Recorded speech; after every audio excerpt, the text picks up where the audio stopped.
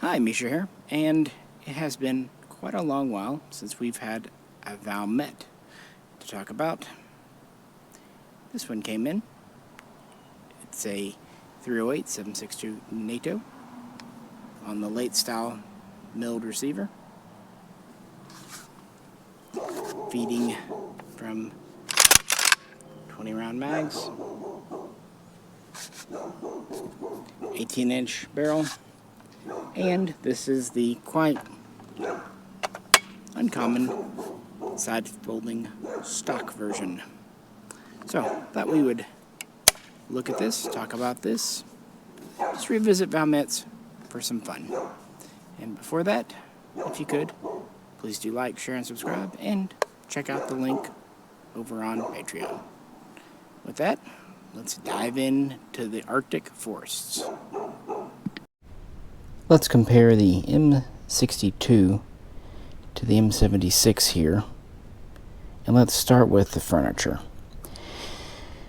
The original cheese grater handguards are an earlier style of polymer, Bakelite.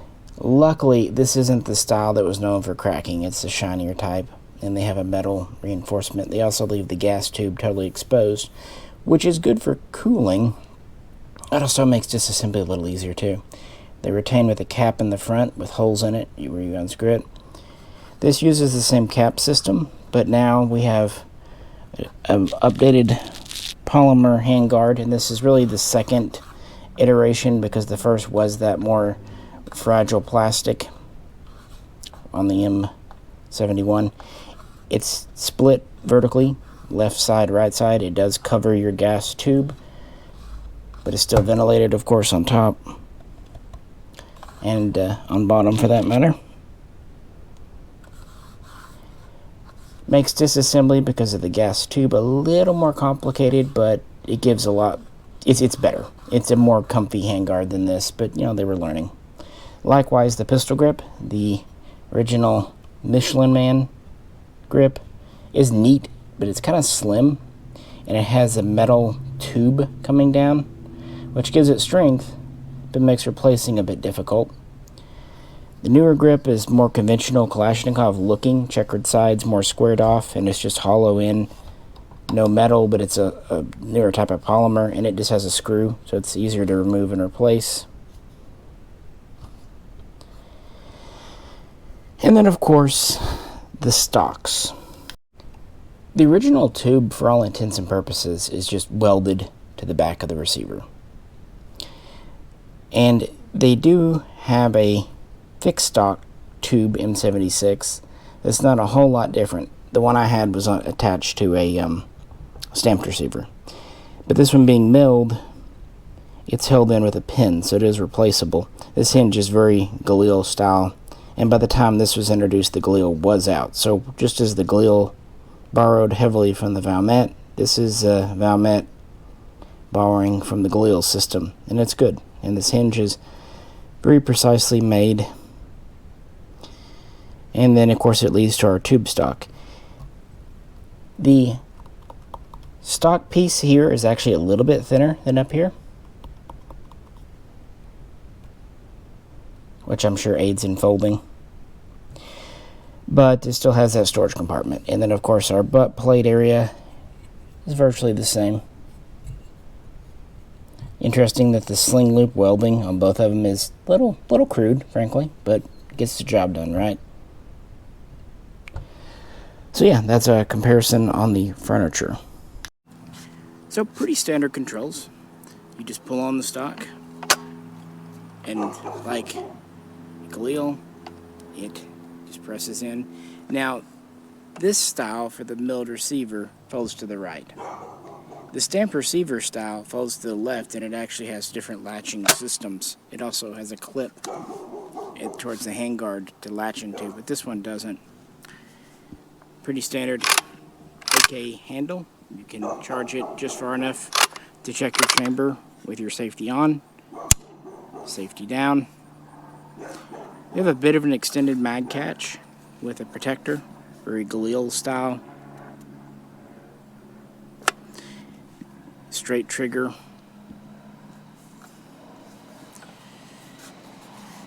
the entire over the top, over the disc cover, or over the gas tube handguard cover.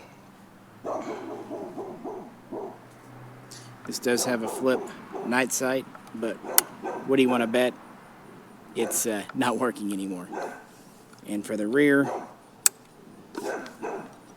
you can sure adjust this, but you can also flip it all the way over, and that gives you a low light night sight in the rear. With the original M62s, RK62s, these ears are a little shorter. With the M76s, they made them just a little bit taller to further protect your sight there. Again, not really any lightning cuts on this style of receiver, unlike the first one. So a little different.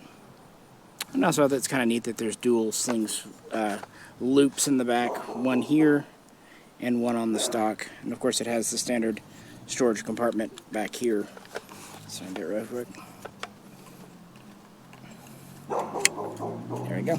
For a cleaning kit. There's even a spring inside. Let's fold it up. And to get it, there's a inside button you can press.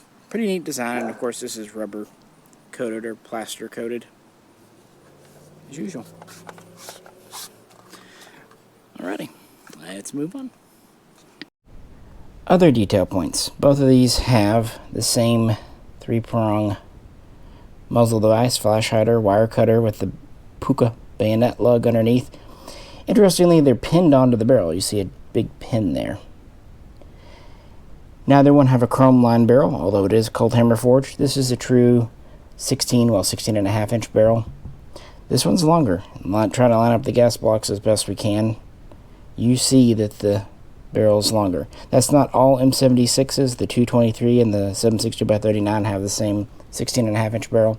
It's the 308s, which makes sense. This barrel is essentially 18.5 inches. So 1.5 to 2 inches longer, which again makes perfect sense for being the larger, heavier caliber. I just don't see that mentioned often. Our gas blocks are essentially the same, gas tubes are the same, including being ported, and our charging handles are the same for all intents and purposes. No lightning cut on the carrier. As mentioned, the rear sight protectors, you see on the original 62, the rear sight pokes up just a teeny bit. On the 76, and this goes for pretty much all of them, it's slightly recessed. They both flip over, though, to give you access to a low light or nighttime sight. The original Valmet design did not have the low light sights, but it was added in quite early on. I've seen some sources say as early as 62, some say as late as 68. But, yeah. And one other difference you might notice with the safety.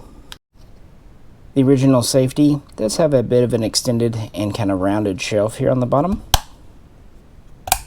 And you notice this has the rounding on the top, and it's more all-encompassing. And that's to work better with the folding stock here. When you go to fold it, lays down. See, this comes just above it, meaning you can still access your safety with stock folded, and when you push it down it doesn't bump into it. Very clever. If you had this safety, it would bang right into the stock and you wouldn't be able to reach it. But yeah, this kind of thumbprint style lets you actuate it even with stock folded. The Grail answer to that was to give the left side thumb safety. But yeah, this is a little more straightforward. It also allows parts compatibility. The left side for folding version, which is typically 223, does not have that. So that I point that out. Flipping these over, we notice that both stocks have a swivel on the rear, and the folding version has a second swivel loop here that's on the hinge, meaning not on the receiver, So either way, your swivels are on the stock, but I think it's neat that there's two. Kind of makes it more flexible. Not a lot of other changes on this side to look at. A tiny thing I'll point out, both have riveted trigger guards. The rivets on the M62 are very domed, very circular. You get to the M76s, they're flattened intentionally. It's not a thing. It's just a little tiny observation that I would point out. This is, of course, the later style receiver. This is the early. Lightning cut on this side too, and one on the bottom, so 3 lightning cuts. This pattern of receiver, none, and it even eliminates the one on the bottom. More of a slab look. Yeah, Valmet originally made milled receiver guns. With the M71, they went to their first pattern of stamped receiver. With the M76 stamped receiver, they gave it more reinforcing both welds and rivets. And then towards the end of production, and for the 308s too, of course, they went back to a milled receiver, but it's this simplified style. And when Mishaco took over production and made the RK95 and M92, they continued using a milled receiver. So really, Finland only flirted with the stamped receiver for a brief time in the 70s. It was their wild 70s, I suppose.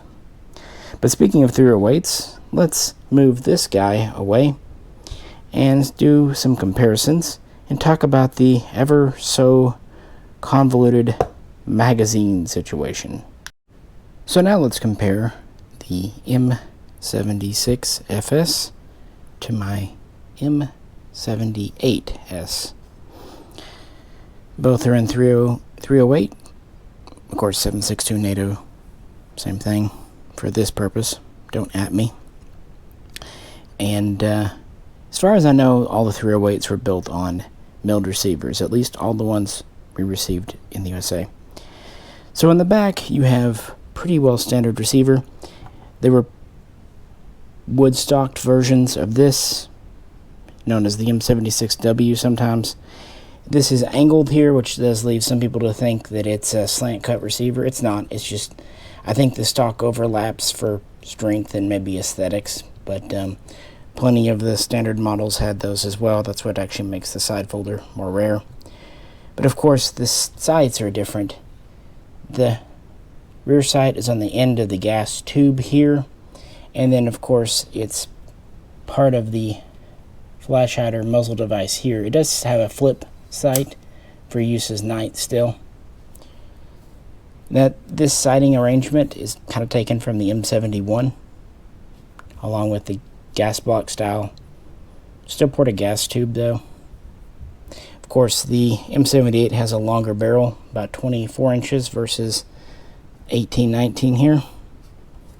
And of course we have a folding light bipod, whatever. This is often considered an RPK. It's more of a light machine gun. The earliest prototypes that they tried were the M74s. That was a little different gun. The M78 was a different approach towards making it into one. The FDF tried these out, but did not adopt them. Same goes for the M76 and 308 as well. So you can kind of see the differences and similarities. And of course they're both built on the slab style receiver here.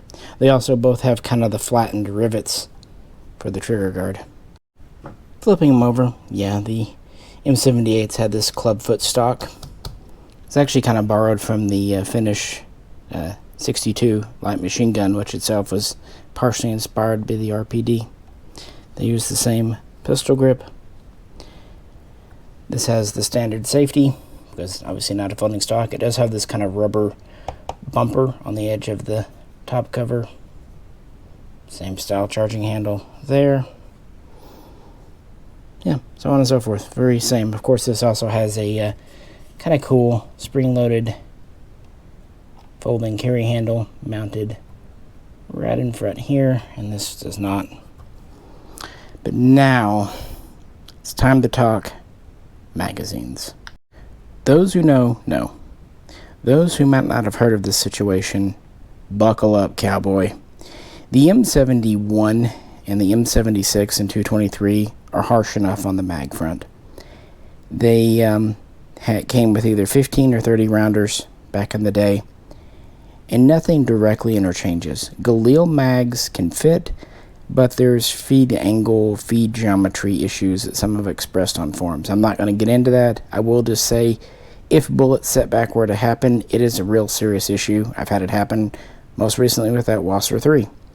Uyghur mags, German, which are also the same mags that the Romanian gun copied, can also be made to fit. There's things to do on 223. At least the M71, M76, and M78 and 223 all take the same type of mag, even if getting original mags is expensive and difficult, and even if you have to convert them. The 308s, it's a new wrinkle. At first, these might appear to be the same mag, both 20 rounds, both in the same receiver. They're not. Here is the M76 mag. Here's the M78. Notice the top. They are different. This is wider. It's not that this is different here. No, they're the same width. This widens up. That's because the mag wells have a different thickness. The M78 has a wider mag well. The M76, it is more narrower. To that end, you can't even start the M78 mag in the M76. You can fit the M76 mag in the M78, but it is extremely loose, front to back and side to side. I can't imagine feeding is fantastic, and it just does not fit right. In a pinch, yeah, you could make an M76 mag fit and possibly work in an M78, but vice versa, especially if you're not going to modify, not a chance. But wait, there's more. While there's basically just one type of M76 mag, 20 rounds, there's also a compact, I believe it's 5-rounder, because these do interchange with the Valmet Hunter, sometimes called the M88 in America, or the M83 in Europe. When it comes to the M78 with the thicker top here, there's two types. The earlier guns seem to come with Valmet factory converted Swedish AK4 mags, so G3 mags. That's okay. They will have the little Swedish crown on them, and they're factory done, and they have a phosphate finish. Later on, though, they went to their own internally made mags. Here, at the top, notice the front catch is a little different. And these have a blued finish. So there's two types of M78 mags that shipped from the factory.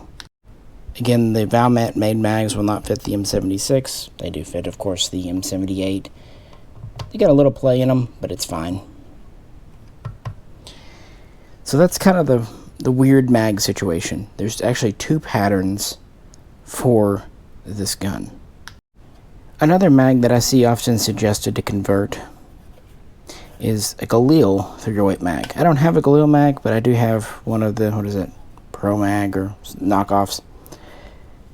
It, again, will not fit the M76 without modification, at least, mostly because of this front. But these can fit the M78. They start to go in fine. Sometimes they do, and sometimes they don't. It's really a mag by mag situation. I'm really speaking to both the knockoff and the original Galil 308 mags. You can grab 10. Some might fit, some might not, but it's pretty easy to modify them. Usually you just have to trim down this rear a bit. This one almost wants to latch, but not quite in my gun. I've had others that will latch, but kind of like with the Galil 223 mags, I don't know about the feed geometry, the feed angle.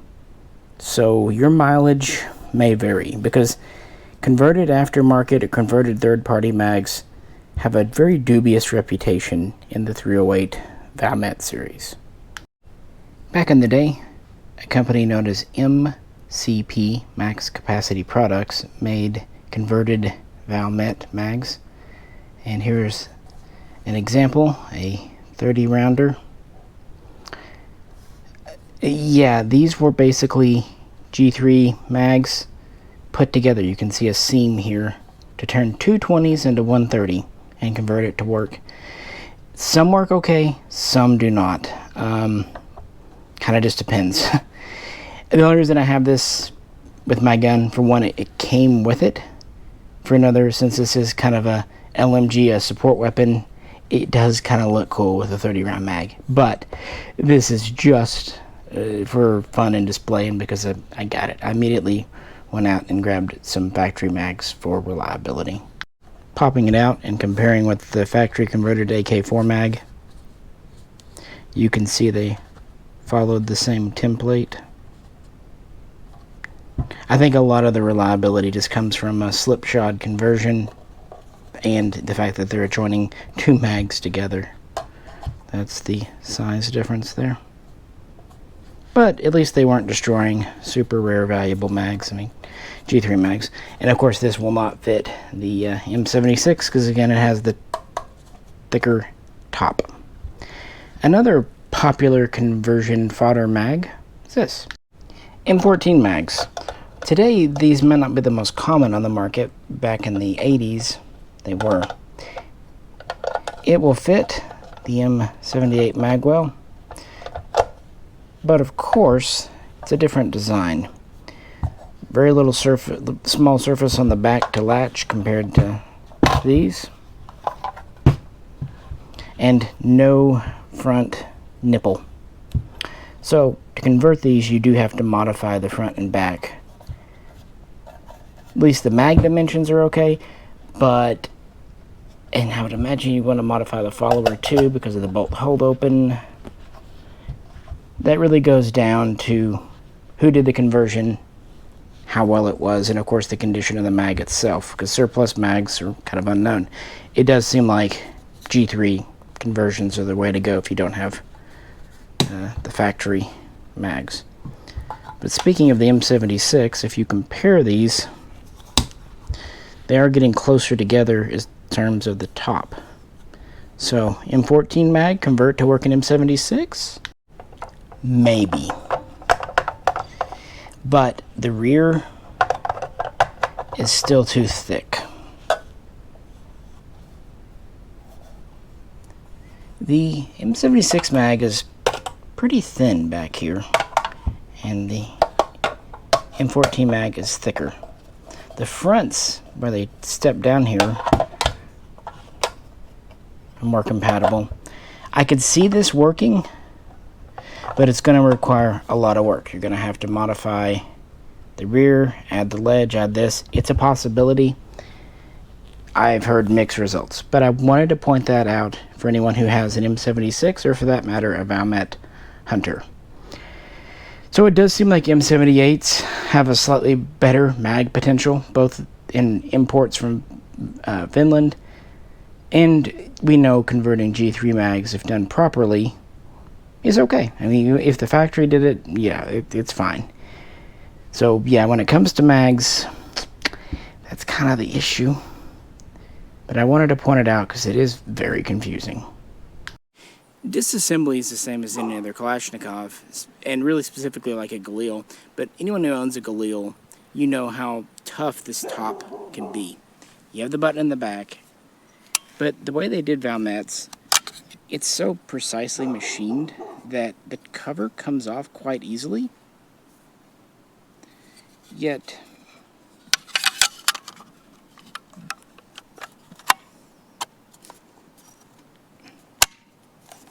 goes on easily too. So smooth. And this sight is still very stable in the back. That's just good machining right there. And again, this is not a new gun. I don't know what it is about the M76 308s. They just tend to be the smoothest of all Valmets, and these aren't exactly known for being rough rifles to begin with. Yeah, it doesn't sound stagey at all. No, they really are very smooth. Especially with a phosphate, a Parkerized finish, not even blued. And that may be about the fastest I've seen you work with that dust cover.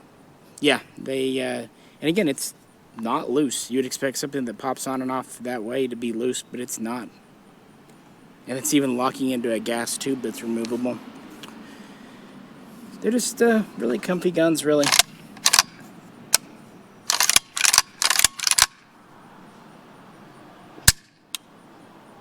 Alrighty, move on. So, some final thoughts, and is this a keeper? I'd really like it to be. Getting a sling. Part of it's the cost. Ironically, both of these I traded Swiss guns for, so that kind of gives you an idea where I'm in them at. What's neat about this one in particular is the folding stock.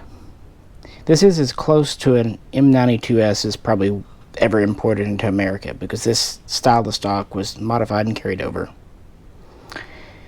And it's really the kind of last pattern we got. These were late imports. These were actually brought over by a few companies. There was Valmet Incorporated, Valmet Inc., there was Odin, and this one is a Stoeger, or as my speech calls it, Stoeger. Those are the main importers, and there actually are some that are non-import marked. And I believe there's inner arms too, which the M62 might have been. So yeah, 4 to 5 importers in total.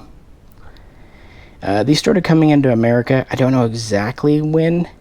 I've seen some that sure look to be pre-1968 Gun Control Act, or immediately post, so between 1968 and 1970, the very first ones seemed to come in.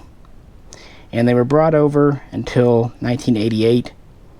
So they actually stopped coming over fresh, but even before the March 1989 assault weapons ban, because Valmet wrapped up its military-style production line in 86, 87, and transferred what was left to Seiko in 1988. And that's how Seiko ended up producing the M92 and RK95 TP. They developed it in 94. It was produced between 95 and 98. I should mention that Seiko was always producing RK62s, excuse me, for Finland, but for the military, because this was a Valmet property, they were the ones that were allowed to do export. So I think the stock is super cool, and as I pointed out earlier, this is a very smooth gun, and the top cover fits so very well. And I do love the late style handguard and the longer barrel. If these were just, you know, a couple $1,000s or less, I probably would, because I think it's as close to an M92 as I'll ever get, even though I know it's not that close. But it's in 308, and that's the problem. The Finnish military never used 308 Valmets, which actually made me keeping this one years earlier very difficult. If this were 760x39, even though they never used the M78 in that either, it'd be a little easier, but I like it, and I kind of justified it because I kind of traded into this one really well. This one being a more recent trade with higher prices on Swiss guns, you get the idea. So that's kind of a deal. But being a 308 instead of 760x39, and the mag situation. If both of these use the same mag, since I already had a few mags, I think I have a total of 4 for this gun. And if this used the same mags, okay, I could kind of see, well, I've already got mags for the gun, might as well. I only have this one M76 mag that came with the gun. That's it. And as we've already talked about, they're not easy to find. So I never like to have a gun with just one mag. 3 is kind of my minimum, and that's for rare guns. So the fact that they don't use the same mags, it really does kind of push it over the edge, that plus the cost and the fact that it's not a military gun as such, that I'm really happy to have traded for it, been able to make a video for you on it. But in the end, it's too much money to hang on to, especially with the whole mag situation. So as cool as it is, I know some Valmet collector, this is often referred to as the Holy Grail, a lot of guns are, will really want it. How many of this model came in? I don't know. Valmets are weird. We don't have total numbers in general. I think, including the M62s all the way up through like the M82 bullpups and even maybe the Hunters, 7,000 to 8,000 total over 15 years plus.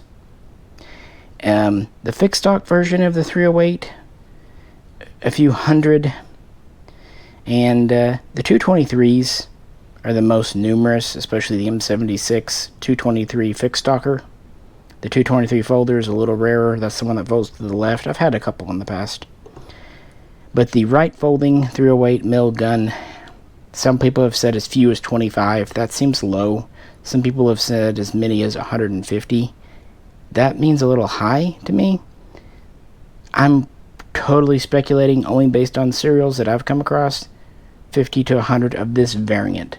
But the wood stock, the fixed stock version, more of those came in, a few hundred at the very least, 500, 600, maybe up to 1,000 tops, because they were quite popular.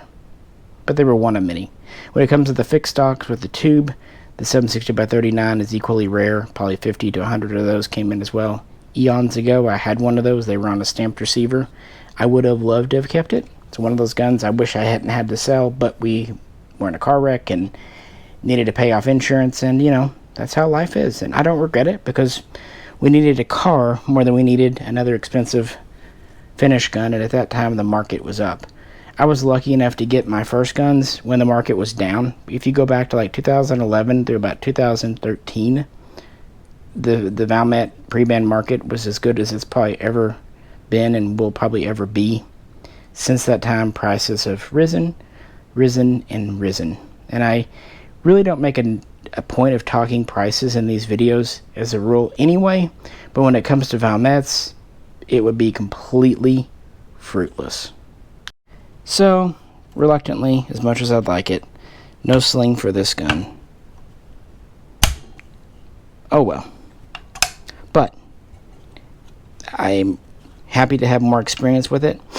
Be reminded just how darn smooth these 308s are. You'd think the simplified milled receiver would be rougher in the inside, because the outside has fewer machining steps, but it really isn't. They did a fantastic job where it counts. And if you shoot these, which you should because they're fun, they only get smoother with time.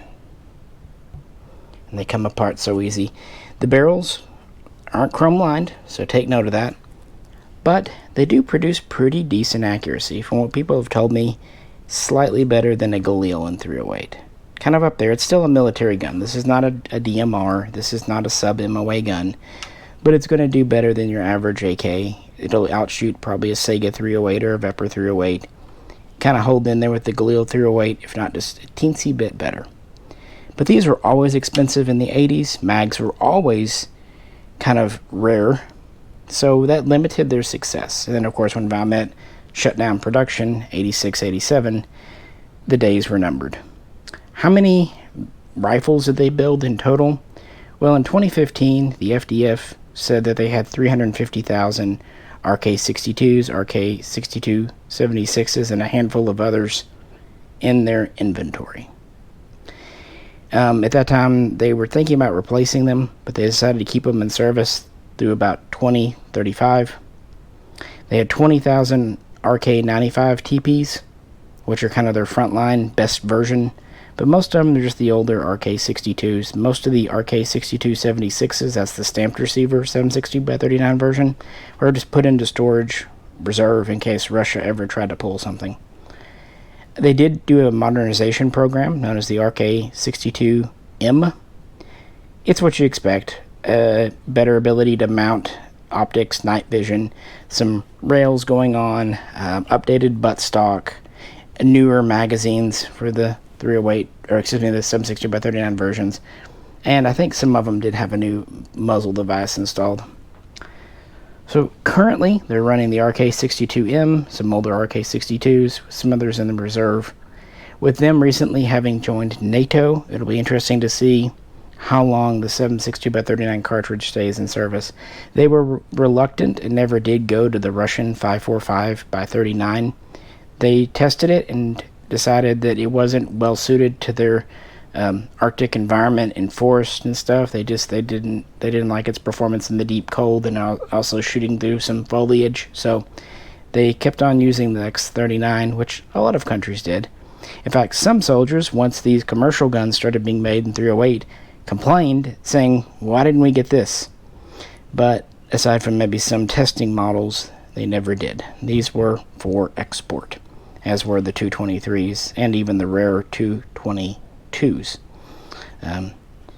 Only a couple of clients, like Indonesia, bought some. I think Qatar bought a handful for like special guards. But Valmet did try to market the M76. The M62 was basically for their own domestic use. But the M76 series, that was them trying to get a foothold in the world market. And of course, appeal more to the US commercial market, because 7.62x39 was not an easy to find cartridge here until Chinese ammo started flowing in the 1980s. That's why we got the 223 first with the M71, and then the 308 with the M76 here. So, you know, I've done several videos on Valmets in the past, so check them out if you're interested. So, yeah, what do you think? Which version would you like? Which caliber? And would you keep this gun if you had the chance? Let's discuss in the comments below. Oh, and what do you think of this crazy mag situation too? Alrighty guys, hope this was kind of interesting. I've seen these called the holy grails of Valmets. Then again, I've seen other Valmets too.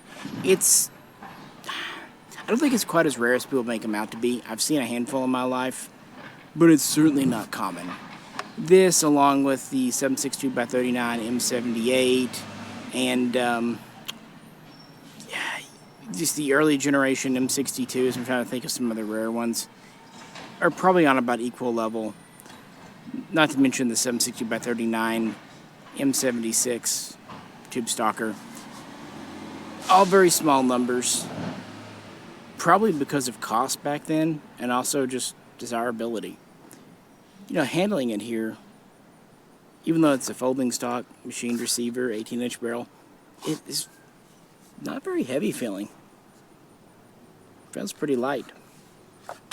Probably just a good balance point.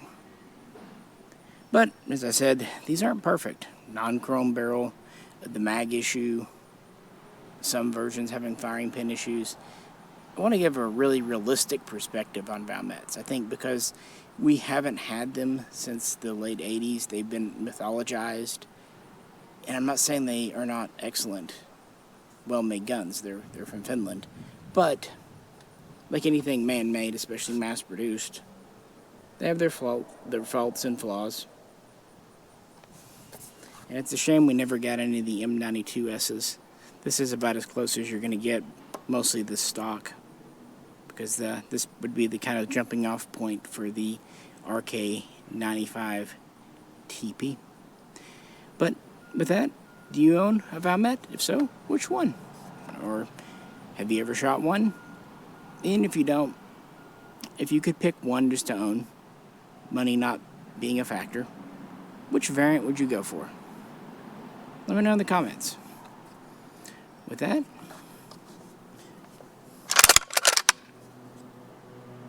this is Misha,